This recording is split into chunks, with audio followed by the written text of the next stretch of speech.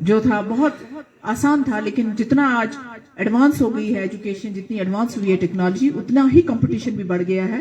اس لیے ہر کمپٹیشن کے لیے جو ہے آپ کو تیار ہونا ہے. اور خاص طور پہ جو ایک بات میری یاد رکھنا، کیونکہ میں ذاتی تجربے کی بنا پہ کہتی ہوں، کوئی اگر بادشاہ کے گھر میں بھی پیدا ہو اور اگر کوئی فقیر کے گھر میں بھی پیدا ہو، جو عورت کی مشکلات ہوتی ہیں نا بچیوں، وہ ایک ہی جیسی ہوتی ہیں، اس میں کوئی خاص فرق نہیں ہوتا ہے.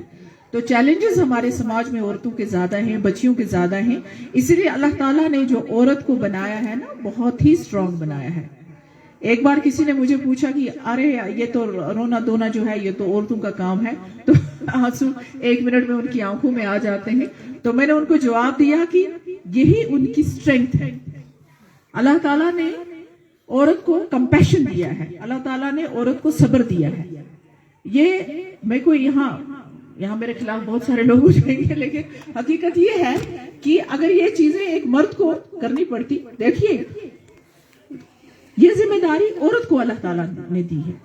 ہم گھر بھی سنبھالتے ہیں، بچے بھی سنبھالتے ہیں اور باہر کا کام بھی کرتے ہیں. ملٹی ٹاسک جو کام ہوتا ہے وہ ایک عورت کا ہوتا ہے. ذرا ہمارے جو یہ حضرات مرد حضرات بیٹھے ہیں، ذرا ان کو 10 دن یہ کام دے دو، بھاگ جائیں گے کہیں کسی ریگستان میں. ہاں تو یہ اللہ تعالیٰ نے ایک عورت کو اتنا سٹرونگ بنایا ہے کہ وہ ملٹی ٹاسک جو کام ہے وہ ایک عورت کر سکتی ہے. اینڈ ریمبر ون تھنگ، عورت جو ہے نا، in herself she is a universe. وہ اس لیے کہ عورت ماں ہے، اور یہ کسی یونیورس سے کم نہیں ہوتا ہے. جب عورت جو ہوتی ہے ایک بچے کو پیدا کرتی ہے اور اس کی پرورش کرتی ہے، وہ کسی کائنات سے کم نہیں ہے. ان چیزوں کو جب انشاءاللہ آپ بڑی ہو جائیں گی تو سمجھ جائیں گی. ایک ہی چیز کہوں گی آپ سے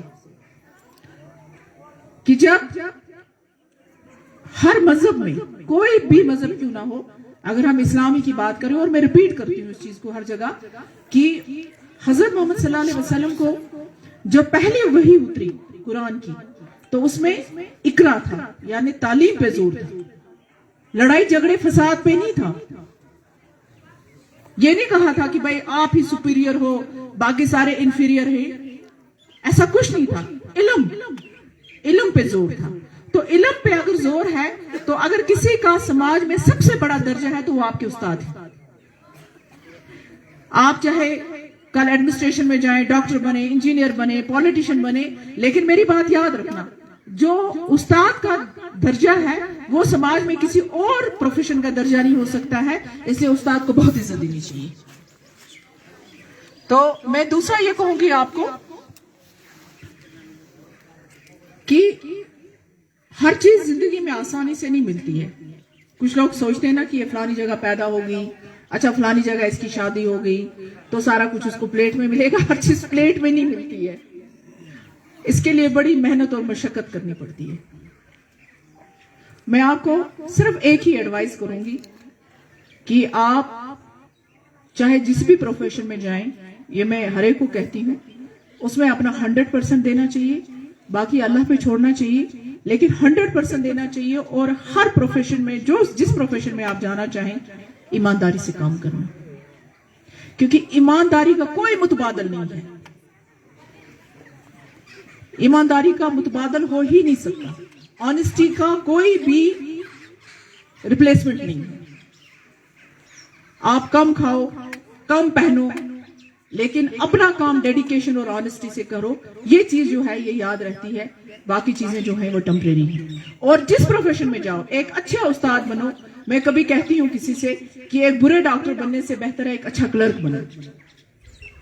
جس پروفیشن میں جاؤ اپنا 100% دو اور کوشش کرو کہ آپ لوگوں کی اپنے ہی لیے نہیں بلکہ اپنے سوسائٹی کے لیے کچھ کر کے جائیں.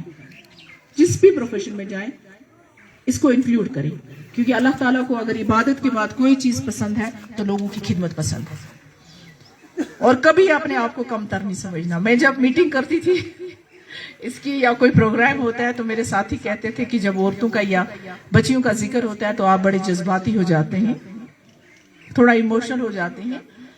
لیکن حقیقت یہی ہے کہ ہماری بچیوں کو، اگر یہ سچ ہے، کوئی اگر پریٹینڈ کرے یا دکھاوا کرنے کی کوشش کرے، ابھی بھی ہمارے سماج میں ایسے لوگ ہیں جو کہتے ہیں کہ عورت سے نسل نہیں